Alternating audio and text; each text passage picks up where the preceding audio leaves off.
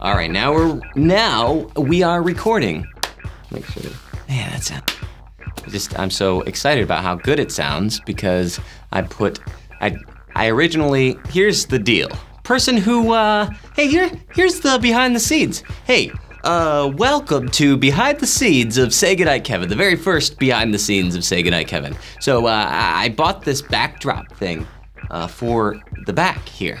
And, I didn't like because the backdrop was actually too light, not in color, but just, in weight. And so there was wrinkles and I just couldn't get the wrinkles out. Plus, like the size of the room that I do this in just wasn't wide enough to where I needed all the space because my arms are too long.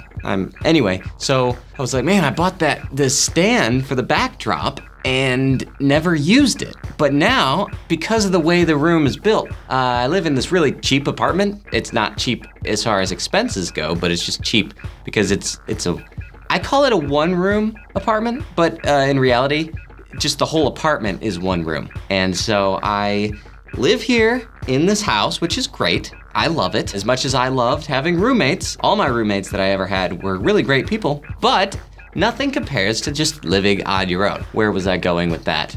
I forget now. Oh yes, the backdrop. So I was like, man, I never got to use this backdrop. And then I realized when I was watching the first video, I was just thinking that the audio just sounds very reverby, and I wish that wasn't the case. While I was setting up today, I was just like, that's perfect. So what I did is I set up the stands behind the camera, and then I took a blanket and put it over top. So now it's not reflecting. So there may still be some reverb, some room verb, but it's not my entire apartment. So, now you know! And that's been an exclusive behind the scenes look, brought to you in part by Books A Million.